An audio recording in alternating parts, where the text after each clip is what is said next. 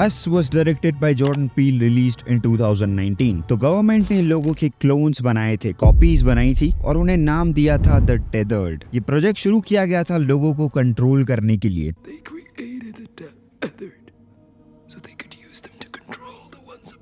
लेकिन फिर इस प्रोजेक्ट को बंद कर दिया गया, द टेदर्ड को अबैंडन कर दिया और उन्हें हमेशा के लिए अंडरग्राउंड में छोड़ दिया।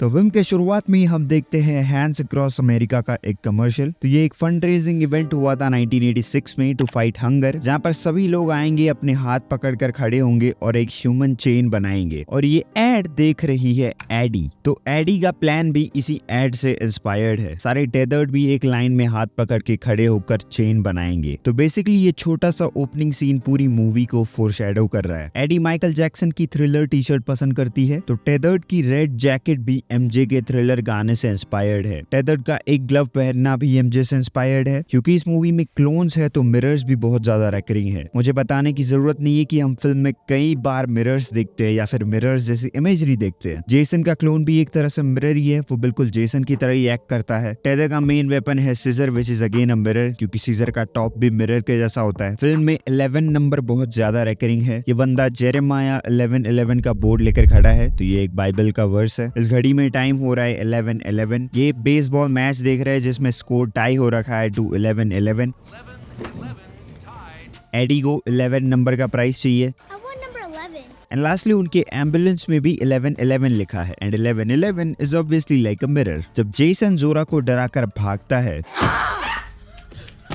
तो बचने के लिए वो एक रूम में छुप जाता है और डोर लॉक ना हो जाए इसलिए एक टॉय एम्बुलेंस का यूज करता है। और एंड में पूरी फैमिली टेदर्ड से बचने के लिए रियल एम्बुलेंस का यूज करती है। फिल्म के ओपनिंग में ये सारे रैबिट्स केज में बंद है, विच रिप्रेजेंट्स द टेदर्ड, जो लोग अंडरग्राउंड में फंस गए हैं। और जब एडी या फिर रेड यहाँ पर जाती है तो सारे रैबिट्स फ्री हो गए, मतलब सारे टेदर्ड भी फ्री हो गए, क्योंकि वो लोग अंडरग्राउंड से रियल वर्ल्ड में आ गए हैं। ये टेदर्ड यहाँ पर हाथ फैलाकर खड़ा है, इसने अपने क्लोन को मार दिया, तो अब वो किसी का वेट कर रहा है ताकि कोई और टेदर्ड आए, उसका हाथ पकड़े और इनकी चेन बनना शुरू हो जाए। और इसीलिए उसके हाथ पर फोकस किया गया है। ये बंदे ने ब्लैक फ्लैग की टी शर्ट पहनी है, तो ये एक रॉक बैंड है। फिर यही टी शर्ट आगे जाकर एक ट्विन ने भी पहनी है, ये ब्लैक फ्लैग का सिंबल है। जेसन ने बीच पर जॉज मूवी की टी शर्ट पहनी है, और जॉज मूवी भी मोस्टली बीच पर ही होती है। जोरा के टी शर्ट पर रैबिट बना हुआ है, एंड अगेन उसके टी शर्ट पर वियतनामीज में कुछ लिखा है, इसका मतलब भी रैबिट ही है। ओपनिंग सीन शाइनिंग से इंस्पायर्ड है या फिर रेफरेंस है।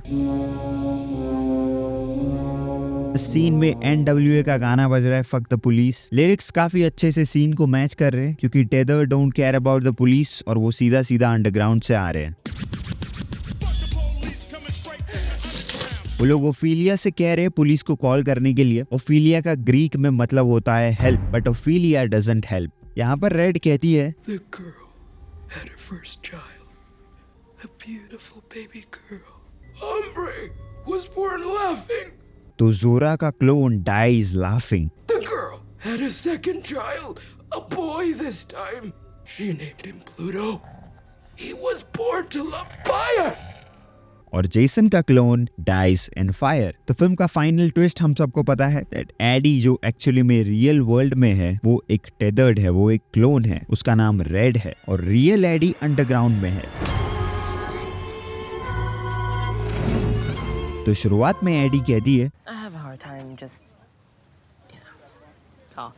क्योंकि वो एक टेदर्ड है, टेदर्ड बोल नहीं सकते। रेड इसलिए बोल सकती है क्योंकि वो एक रियल ह्यूमन है। Throughout the movie Addy के कपड़े व्हाइट से रेड कलर के होने लगते हैं, revealing her true identity that वही रेड है और वो रेड स्ट्रॉबेरीज भी खा रही है। ओके, सो मूवी का मैसेज क्या है? सबसे पहला मैसेज है that you are the product of your environment. Although हम सबको पता है कि एडी ही रेड है, वो एक टेदर्ड है, बट फिर भी वो बिल्कुल एक नॉर्मल ह्यूमन जैसी लगती है। क्यों? Because of the environment. उसके आसपास जैसे लोग हैं वो भी बिल्कुल वैसा ही बिहेव करेगी। एंड सेकेंडली मुझे ऐसा लगता है कि ये film duality of American society के बारे में है। एक तरफ हमारी मेन फैमिली है जो फ्रीडम से अपनी लाइफ जी सकती है, उन पर कोई रिस्ट्रिक्शंस नहीं है। दूसरी तरफ है द टेदर्ड जो अंडरग्राउंड में फंस गए हैं, उनके पास कोई फ्रीडम या प्रिविलेज नहीं है। दो लोगों का ग्रुप है जो बिल्कुल एक दूसरे की तरह दिखता है, बिल्कुल सेम दिखते हैं।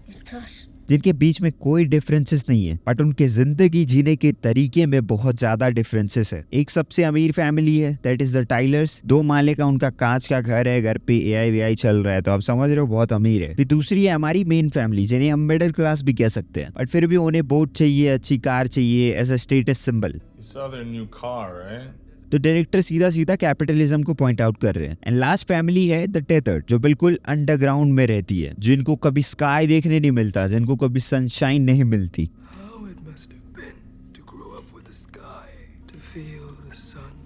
तो डायरेक्टर इसी डुअलिटी को दिखाना चाहते हैं। फिल्म का टाइटल अस तो है, बट ये साथ में US भी है।